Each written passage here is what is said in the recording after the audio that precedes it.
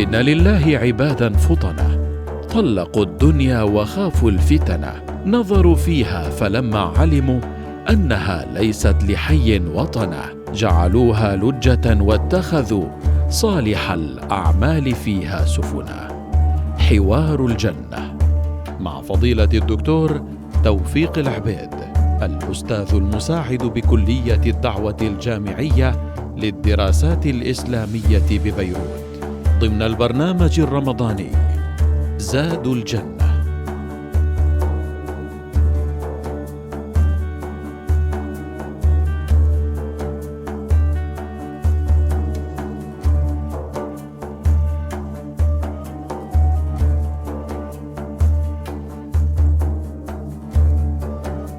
الحمد لله الذي جعل الجنة دار المتقين وجعل لهم فيها النعيم المقيم، فلا خوف عليهم ولا هم يحزنون ولا انتهاء لها ولا هم فيها بمعذبين، والصلاة والسلام على سيد المرسلين وآله وصحبه أجمعين. التقى ملحد بمؤمن، فقال الملحد للمؤمن: ماذا تفعل لو أنه ليس هناك آخرة وقد فاتك نعيم ومتاع الدنيا؟ أي خسارة وأي حسرة ستشعر بها؟ فأجابه المؤمن: ذات الشعور الذي ستشعر به عندما تجد أن الآخرة حقيقة خالدة، وأنك قد أذهبت دنياك في ملذات فانية. أيها الأخوة الكرام، حوار في الجنة يصفه القرآن الكريم. كيف يدور الحوارات في الجنة؟ قال تعالى: وأقبل بعضهم على بعض يتساءلون. قال قائل منهم، إذن هذه من جملة الأحاديث. الآن أنت عندما تلتقي بشخص بات لك زمنا طويلا لم تلتقي به، ماذا تقول؟ تذكر: يا فلان لما كنا في المدرسة وكنا نفعل كذا وكنا نعمل كذا، وربما تذكرتم موقفا مضحكا فضحكتم وموقفا محزنا فبكيتم إلى غير ذلك. أيضا أهل الجنة يستعيدون ذكريات الدنيا. وأقبل بعضهم على بعض يتساءلون. قال قائل: إني كان لي قرين، أي صاحب، والصاحب خطر أيها الأحبة الكرام، لذلك علينا أن ننظر من نصاحب. إني كان لي قرين يقول: أئنك لمن المصدقين؟ أتصدق هذا الكلام الذي يقوله الدعاة والمشايخ وغيرهم أن هناك يوم بعث ويوم نشور؟ أئنك لمن المصدقين؟ أئذا كنا عظاما وترابا أئنا لمدينون؟ كمان في يوم يحاسب الناس على أعمالهم؟ هذا كلام لا يعقل. نحن أهل العلم، العلم قال والعلم فعل، ويبدأ يحدثك عن العلم وكأن الدين ليس بعلم. أئنك لمن المصدقين؟ أئذا كنا ترابا وعظاما أئنا لمدينون؟ انتهى تذكر الرجل المؤمن الذي في الجنة عما قاله ذلك القرين. هنا كما جاء في التفاسير يقول ملك عندما قال هذا الرجل: أئنك لمن المصدقين أئذا كنا ترابا أئنا لمدينون؟ قال: هل أنتم مطلعون؟ قيل أن ملكا يقول لهم: أي هل تريدون أن تطلعوا على مصير هذا القرين الفاسد أين هو؟ فاطلع المؤمن الذي يتحدث عن قرينه الفاسد، قال: فاطلع فرآه في سواء الجحيم في وسط جهنم.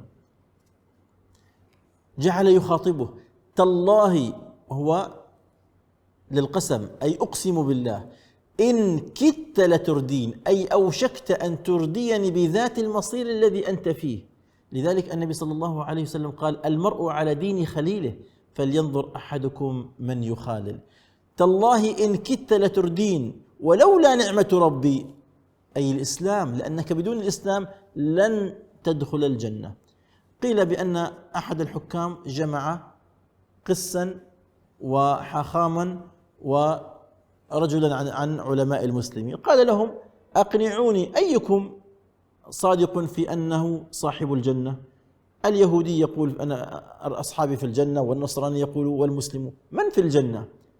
فتقدم المسلم وقال: أيها الأمير، إن كان اليهود داخلون الجنة فنحن معهم داخلون لأننا آمنا بموسى، وإن كان النصارى داخلون للجنة فنحن معهم داخلون لأننا آمنا بعيسى. أما إن كنا سندخل الجنة فلن يدخلوها لأنهم لم يؤمنوا بمحمد. هذا المعنى. ولولا نعمة ربي لكنت من المحضرين. الآن وقد رأى هذا المصير السيء المحتوم لهذا القرين، جعل يقول أفما نحن بميتين؟ ما عاد في موت؟ لما رأى النعيم المقيم خاف أن يأتيه موت ويذهب عنه هذا النعيم. أفما نحن بميتين إلا موتتنا الأولى وما نحن بمعذبين؟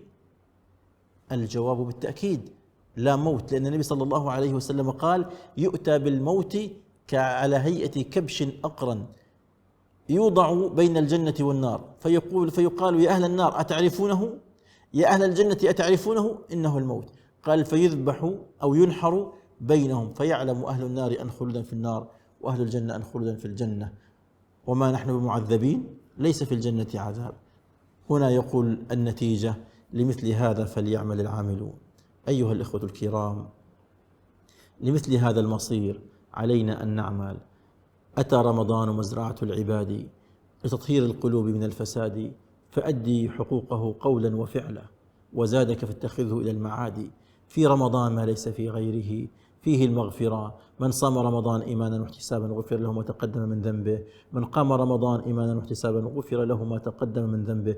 احرص أيها الأخ الكريم أن تكون من أهل الجنة، وأن يكون حوارك حوار هذا الذي تعطش للخلود فجعل يسأل هل هناك موت، فلما أيقن أنه لا موت بعد دخول الجنة فرح وشعر بالسعادة.